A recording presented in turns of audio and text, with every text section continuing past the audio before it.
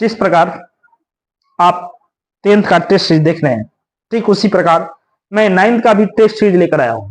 जो लोग 9th का मैथ में अच्छा परफॉर्मेंस करना चाहते हैं, मैथ स्ट्रॉन्ग करना चाहते हैं, 9th लेवल का मैथ बेहतर करना चाहते हैं, वो मेरे 9th के टेस्ट सीरीज को ना देखें। भले आप कहीं भी पढ़ाई कर रहे हो, किसी भी सर के पास पढ़ाई कर रहे हो, ऑनलाइन चाहे ऑफलाइन क्लास कर रहे हो, लेकिन आप टेस्ट सीरीज दोगे ना तो आपको बहुत एडवांटेज और बेनिफिट दिखेगा।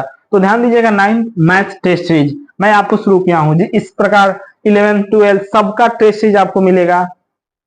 एवरी क्लास का मैं टेस्ट सीरीज लेकर आ रहा हूं। टेस्ट सीरीज ही आपका मेन प्रोसेस है जिसके जरिए आप अपने मैथ स्ट्रॉन्ग कर सकते हैं और परीक्षा में बेहतर परफॉर्मेंस कर सकते हो। चलिए, पहला क्वेश्चन है, दो परिमेय संख्याओं के बीच कितनी परिमेय संख्या लिखी जा सकती है? ऑप्शन ए है 1, ऑप्शन बी अनगिनत, ऑप्शन सी 2, ऑप्शन डी 3। आप कंफ्यूज होंगे कि दो परिमेय संख्या है, आखिर उसके बीच कितनी परिमेय संख्या लिखी जा सकती है?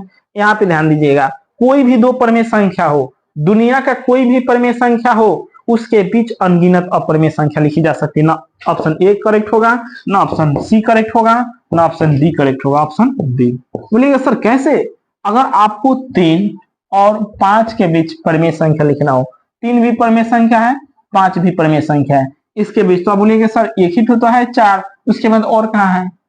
यही तो बात अधिकांश स्टूडेंट के दिमाग में सेटअप रहता है, जो गलत कंसेप्ट है। ध्यान दीजिएगा, इसके बीच देखिए क्या क्या हो सकता है, 3.1, 3.2, 3.3 ऐसे करके डॉट डॉट जाएगा। फिर जब 3.9 तक जाएगा ना तो फिर 3.91, 3.92, 3.93, 3.94 डॉट डॉट। इसी प्रकार 4 है, 4.1, 4.2, 4.3 9 तक जाएगा, फिर 4.91, 4.92 ऐसे आप अनगिनत लिख सकते हो जिसकी गणना नहीं किया जा सकता है। इसलिए दो परिमेय संख्याओं के बीच अगर इस तरह का क्वेश्चन आता है, कितनी परिमेय संख्या लिखी जा सकती हो, तो आपका आंसर करेक्ट और अनगिनत होगा। अगला क्वेश्चन नंबर 2 है टेस्ट सीरीज का कि 0.4 मीडियन को p/q के रूप में मान होगा।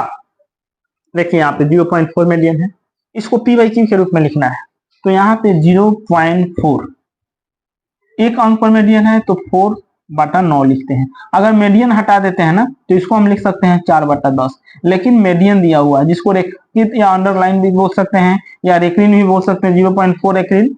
इसका मतलब ये हुआ कि एक अंक है, एक अंक डाल दीजिए 4, और एक अंक पर मीडियन है तो एक ठो 9 दे दीजिए। अगर 0.2 मीडियन होगा ना तो इसको आप 2/9 लिख सकते हो।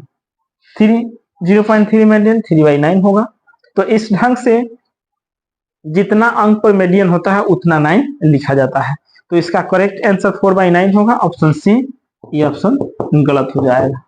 नेक्स्ट क्वेश्चन आता है 1/2 + √3 का हर परिमेयकरण करने पर मान होगा। आप हर परिमेयकरण पढ़ चुके होंगे, तो यहाँ पे देखिए हर परिमेयकरण का नियम क्या कहता है। 1/2 + √3 है ना, तो प्लस में है तो माइनस में करके अंश और हर में गुना किया जाता है।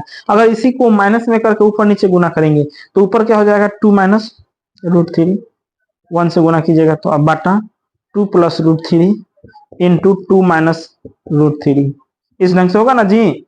अब यहाँ पे 2 - √3 लिख दीजिए।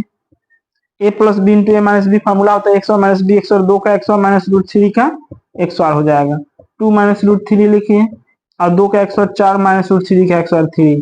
तो यहाँ पे 4 में से 3 जाएगा, 1 हो जाएगा। 2 - √3/1, 1 तो अंदर छुपा रहता है, ये 2 - √3। ऑप्शन देख लीजिए, ऑप्शन ए करेक्ट है। ये बिल्कुल ऑप्शन गलत है, ऑप्शन ए करेक्ट होगा। तो इस ढंग से आप हर परिमेयकरण भी लिख सकते हैं। अगर वही सिंगल टर्म हो, जैसे 1/√7 का हर परिमेयकरण पूछेगा तो आपको क्या करना है, ऊपर नीचे √7 से गुना कीजिएगा और ऊपर क्या कीजिए, इसको लिख दीजिए और नीचे वाले को रूट हटा दीजिए, √7/7 हो जाएगा।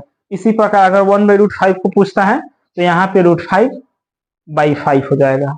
तो इस ढंग से कुछ ट्रिकली कॉन्सेप्ट याद रखिएगा ना, तो हर परिमेयकरण आप आसानी से याद कर सकते हैं। तो चलिए आप इस क्वेश्चन को जल्दी नोट कर लीजिए। अगला क्वेश्चन 3 क्वेश्चन है, अभी जस्ट मैं नेक्स्ट क्वेश्चन लेकर आया था।